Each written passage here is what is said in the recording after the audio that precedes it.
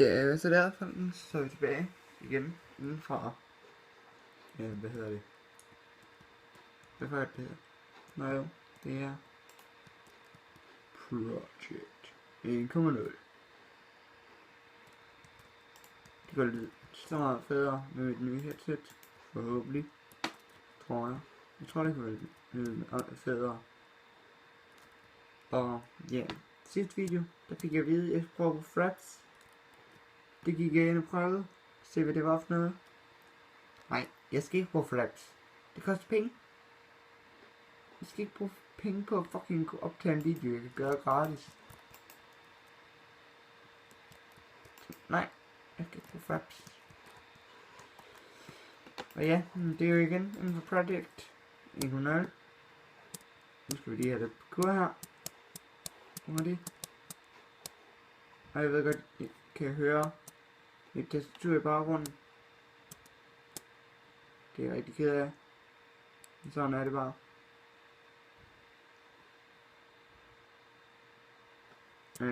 Ja. Lige nu, der sidder jeg bare alene, som I nok kan høre.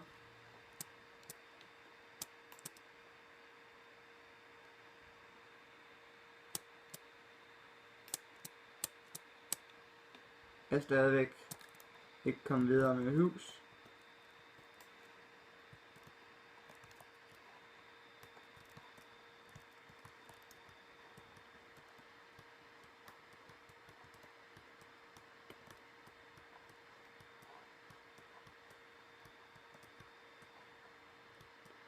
Ja, nu skulle jeg ikke lige sige noget der.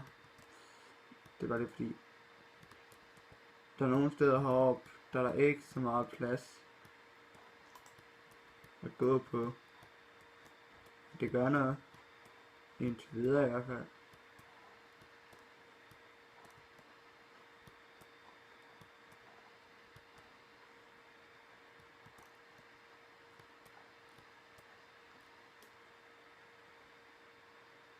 Og de der skeletter derovre, der kommer sikkert til at skyde ned.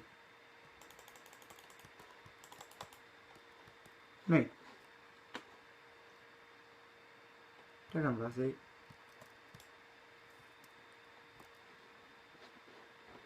Ja, men lige nu, der er jeg bare lige i gang med at fjerne det her herfra.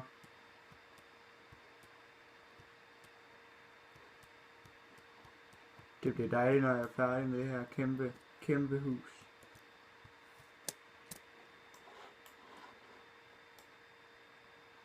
Jeg skal ikke lægge noget at tænke på, at der får sne og alt muligt heroppe. Det kan være rundt heroppe. Og er det hyggeligt. Og chill sammen med... Nej, ikke chill sammen med men... Chill sammen med de andre på serveren. Der lige laver en rød sti derop.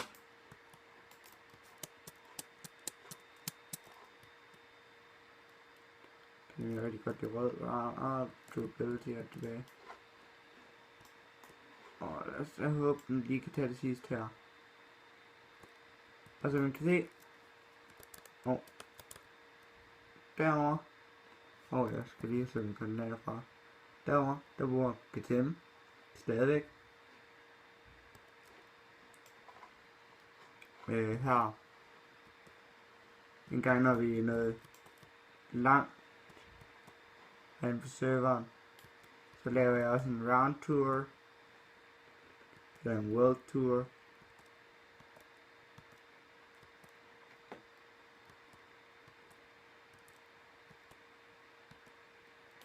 Og så skal jeg selvfølgelig se på alle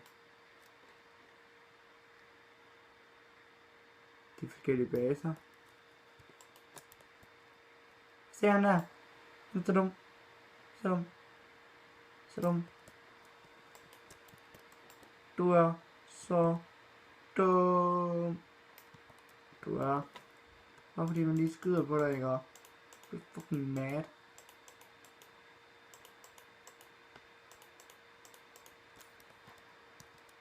Skal du have med den? Skal du have med den? Ja, det skal du.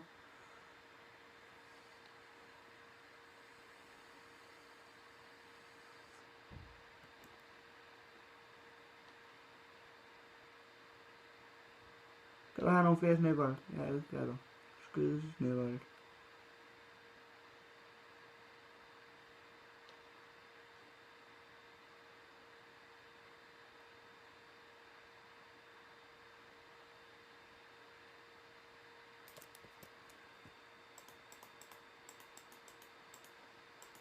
Han er fucker med den der.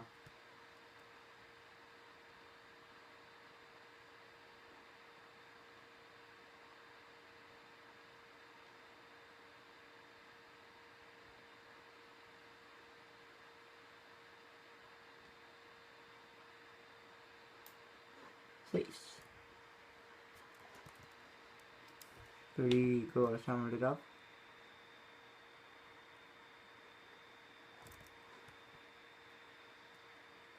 Inden vi så gør sådan her, og så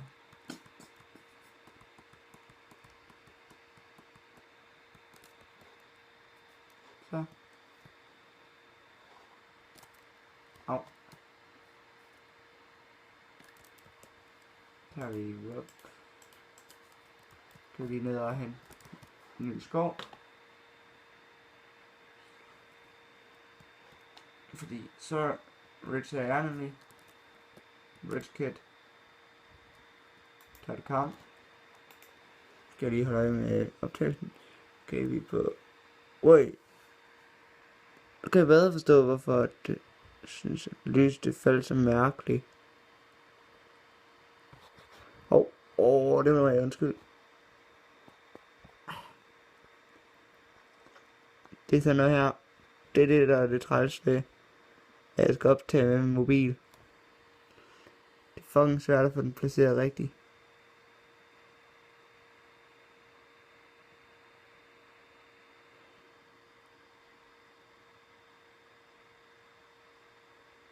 Sådan nogenlunde.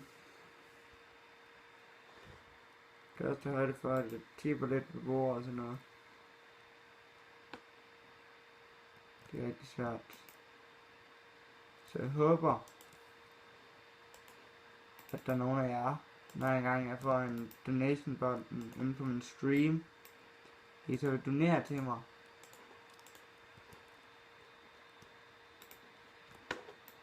Fordi så kan jeg få købt mig en ny computer hurtigere.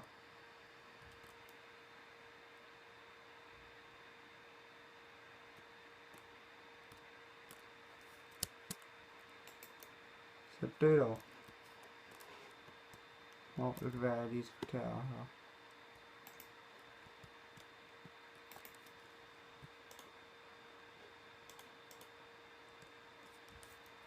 Gør sådan.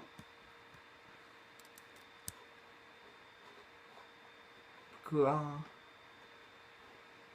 Ja, jeg går efter sådan lave dem her 20-15 minutter lange, de her videoer.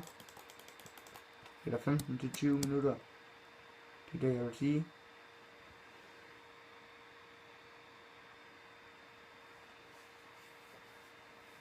Og så skal jeg lige have rettet på mit cam igen.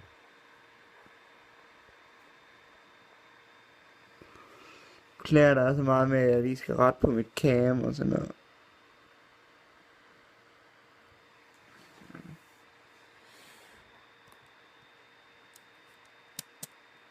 Og så er det altså bare, det må jeg leve med.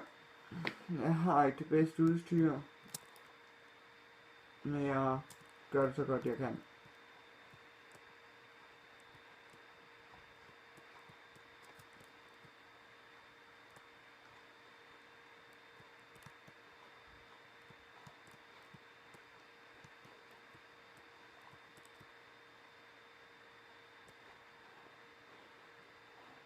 Så, ja.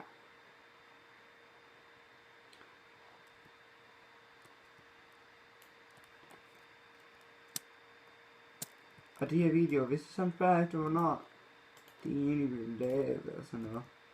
Så samme dag, som de bliver lagt op, det er den dag, de er også blevet optaget. Eller i hvert fald for det meste. Kommer til at være sådan.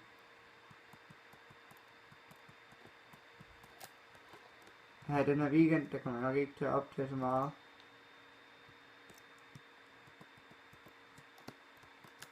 Fordi der skal jeg være over ved min søster. Så ja. Der kan det godt være, at der faktisk overhovedet ikke kommer nogen video ud eller noget. Men så må jeg bare lige leve med det. Det kan jo ikke gøre det her hele tiden. Også et liv, jeg skal passe.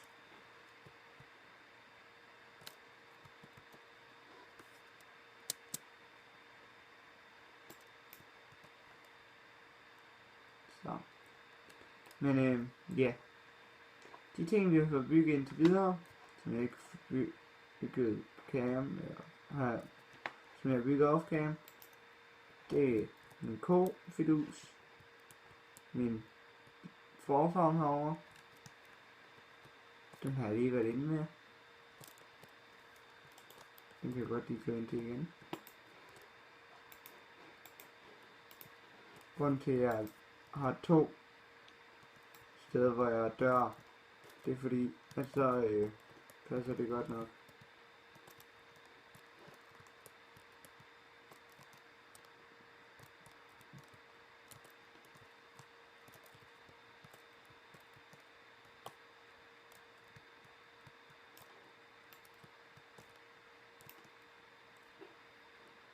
Og så skal jeg ikke dræbe nogen til først næste gang, jeg skal dræbe, så nu skal jeg klippe alle de store får.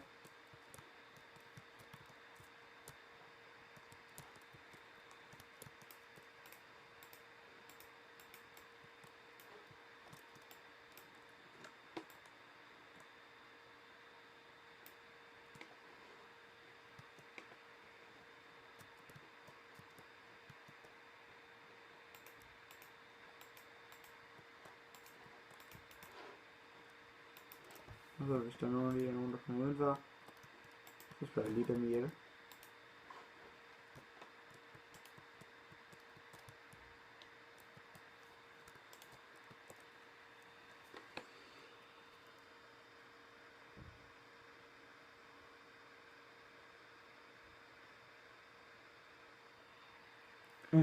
Ja. Og nu vi er på, ja, hvad er det sidste stykke? Det kan faktisk, sådan, når man optager, det går faktisk hurtigere, end man sådan lige skal tro. Altså 20 minutter for jer, føles overhovedet ikke som 20 minutter for mig. Jeg synes, det går vildt stærkt. Og her er min lille midlertidige kyllingefarm. Jeg har ikke fået smidt nogle kyllinger i endnu. Der er for mange creeper. Og så er det også godt lige sige, hvis du ser den her video, så må du rigtig godt kontakte mig sådan hurtigst muligt. For jeg skal bruge dig. Det er noget meget vigtigt. Godnat dig.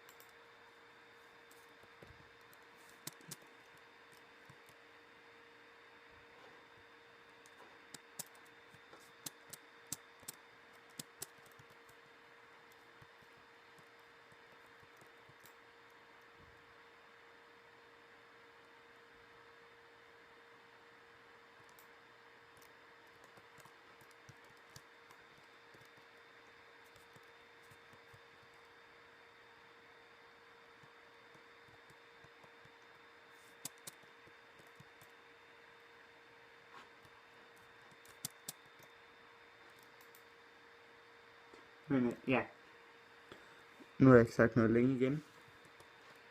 Men jeg tror sådan, at vi siger, at det var første episode her inden for,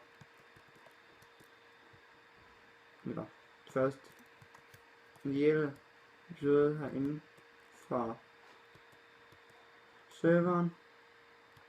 Vi kan lige bygge lidt ud på minen.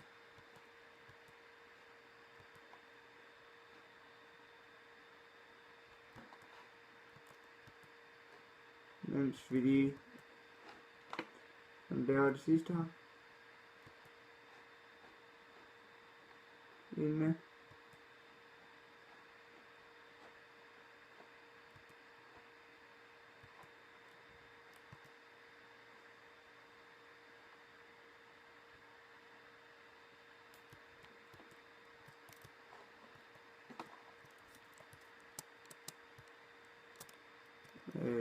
Yeah. Men der kommer i hvert fald en del video ud herindefra.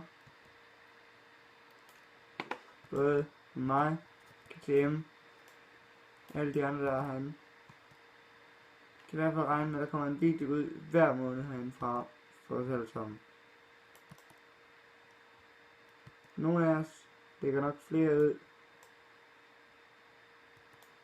i løbet af en måned. Men i hvert fald en hver måned for os alle sammen.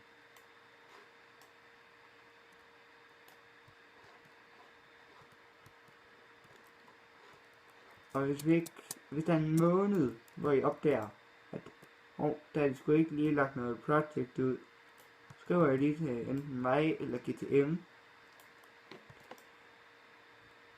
Og så kigger vi lige på det. Fordi nu kan jeg også fortælle lidt mere info. Hvis det så er, man har inde på serveren. En af serverreglerne, det er, at du skal mindst lægge en video ud herindefra hver måned. Der er mindst en.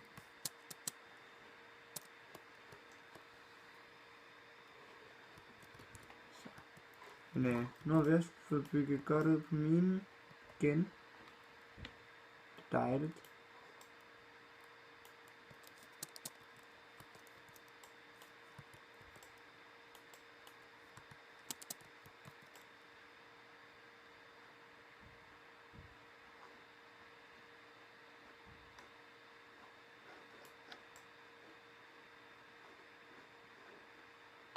Det er bare sådan working project. Jeg troede lige jeg var kommet til at fuck den op.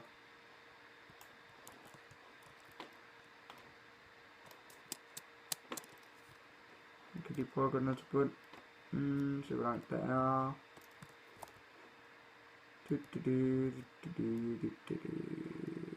Okay, det her bunden er. Og skal jeg også lige følge sti. Eller følge trappen op igen.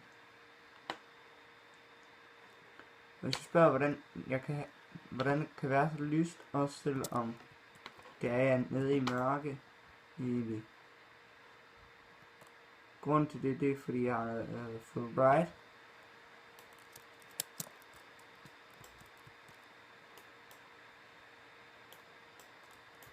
Så det gør, at hvis I ser mine videoer, så også selvom for andre, at der så er bælragende mørkt, så for mig er det stadigvæk lyst.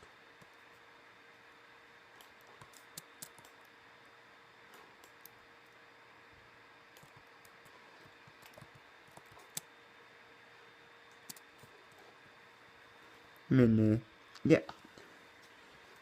Jeg tror også, at nu skal I se.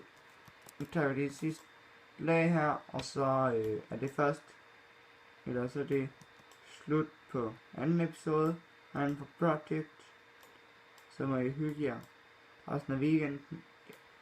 Hvis der kommer nogle videoer op, så ses vi nok der. Men ellers så yeah. Så er det ikke andet at sige end, hvad skal jeg sige?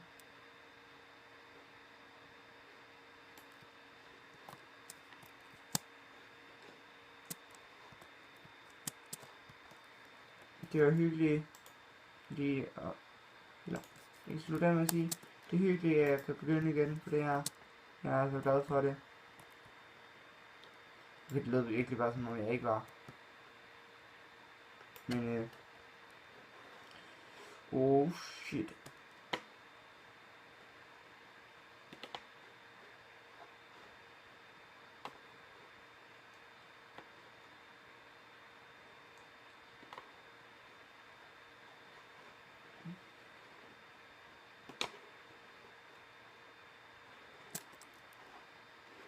Synes jeg hørte noget.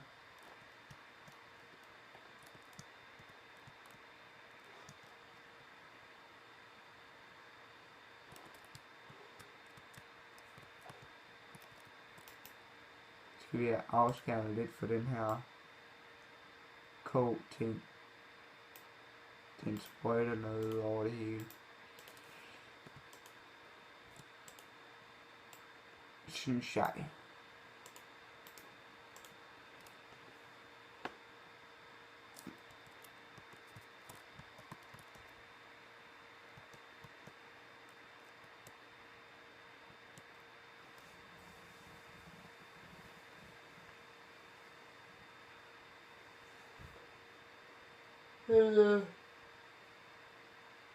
Wow, det var lige trådt der.